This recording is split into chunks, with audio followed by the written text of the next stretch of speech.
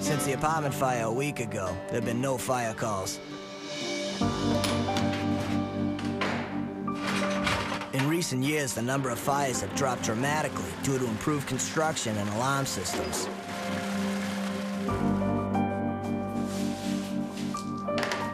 While that's good news for the residents of Boston, it elicits a mix of emotions from the firefighters. If we're not doing nothing, that's good, because that means there's nothing going on. There's no fires, there's nobody getting hurt, there's nobody sick if we're not doing anything. On the other hand, this is what we're here for, so you want something to happen so you can do something.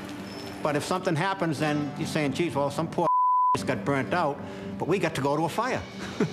So it's a double-edged sword. Out of here! 36-year-old Lieutenant Brian Cobb is the officer on the truck during today's shift. I went in the Corps in 1990 when the Gulf War started. Basically, where the Marine Corps, you know, kind of steered me in the right direction was just the discipline of, you know, every day you get up, you do this, you do that. So when I got out, I was working construction, and then there was no work. Well, I got on the fire department because I needed a job, and then, you know, it's a steady job, you know, it's a constant, and it's got benefits. I didn't have any benefits before. That's why I'm here. It's like Julia Child's in here. I don't have a light. What's behind the shirt here?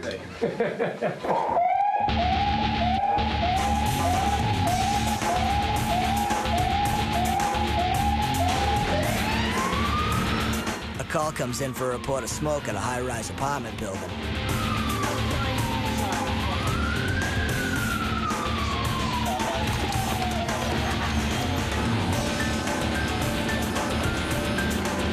The report of smoke is from the 7th floor. Ladder 26 raises the ladder to access the roof, but a double-parked police car causes a problem for Lieutenant Cobb. The first thing on your mind as a company commander in a ladder truck is placement of the apparatus. You know, we really have to place the apparatus so we can reach the roof of the buildings. That's considered a high-rise building, so it's over 70 feet, and, you know, we have a 110-foot aerial, and the building was probably about 20 feet off the street, and then you have the regular parked cars and then the double parked cruiser. The ladder just doesn't reach the roof. The fire turns out to be a burnt TV dinner. Another day without a fire, and the guys are getting frustrated. As Lieutenant Cobb is leaving the scene, he runs into the police officer whose car was parked in front. Don't come over here and yell at me. All I was telling you was to get out of the way of the front of the building. There's just cameras in here. Don't come over here like a hard ass. I'm telling you to get your car out of the way because we had 2 engines coming in. There was a little misunderstanding about where he should have placed his police cruiser, and some feelings got hurt. But, you know, the bottom line is the ladder didn't reach the roof, so if it was a real situation, then, you know, it would have been on me and my company.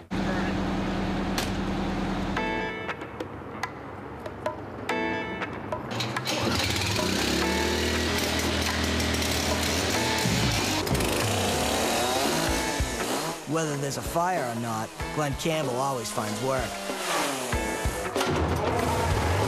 Glenn's a senior man. That means he's been on the group the longest. He's been on about 15 years, I'd say. Great guy. Do whatever you want to do. No questions asked. Anything that needs to be done around here, the guys know. Oh, yeah, get Campbell. Campbell will do it. Well, today, my first role was firefighter when I come in. Then I guess I played mechanic and a little bit of handyman carpenter on the bench out front. I'm also an electrician, so sometimes I putter around with that. Amazing. Now, do I get firefighters paid, or do I get electricians paid for that? We'll put in a grievance. Just like most of his co-workers, Glenn would rather be fighting fires than making repairs around Huntington Avenue.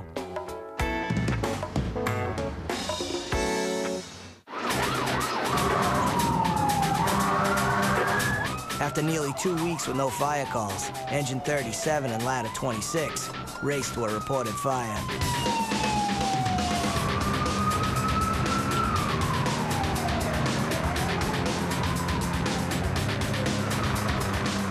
As luck would have it, there would happen to be no hydrant in front of the building, so being the second engine company, you know, we dropped a feeder, which is a 4-inch hose at the hydrant with the hydrant assist valve, secured ourselves a water supply, and that way we would have been able to feed the first 2 engine company in front of the building.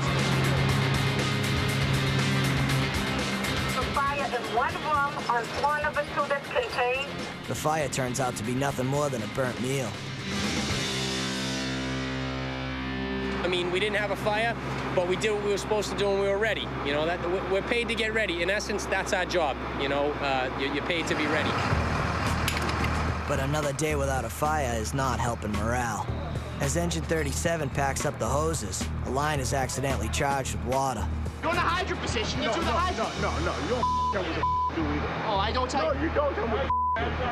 I'm not telling you what to do. Yeah, well, you just mind if you take your Almost filled the bed. Fellas, let's take care of this back at the house, all right? Yeah. When we're going to fires, guys feel good about themselves. When you haven't been to a fire in a while, you know, guys start getting restless, you know, they get itchy, and that's when the bickering starts, you know, all the other small stuff comes into play.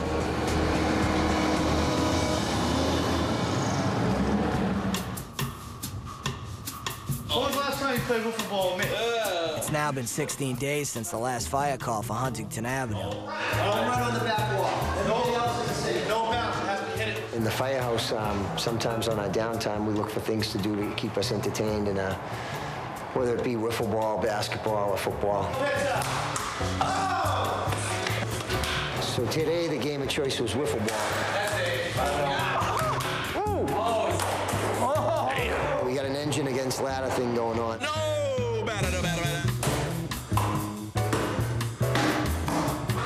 Dude, you should be playing in the majors.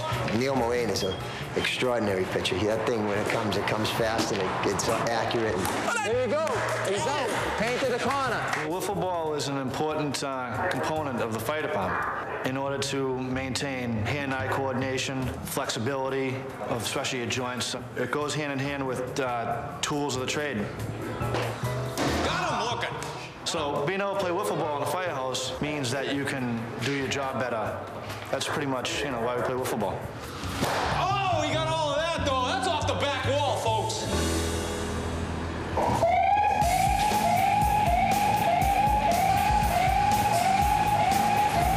A call comes into Huntington Avenue. A woman smells smoke at her 3-story building.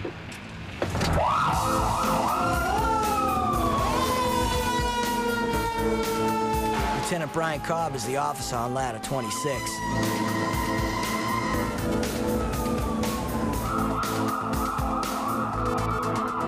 Caller stated that there was smoke in the hallway on the main ground floor. While the engine remains outside and brings a line to the front door, Lieutenant Cobb leads the ladder into the building to find the problem.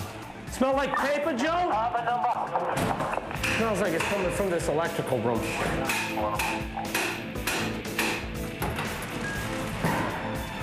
There's no odor coming from there at all, Chief. Everything was right in this area here. The source of the smell is not found, but the building's determined to be safe. You just didn't need to break the door. It wasn't fire inside. Why did you break the door? Well, because we had to make sure there was no fire in there. How do we know when the door's shut? The superintendent wasn't happy that we had to break in the door, because he's got to fix it. You're not here to open the door for us with the keys, so we have to use our keys. Right, I know you don't know. I know you don't know. But what are we supposed to do? What if it is a fire in there and there's somebody in there?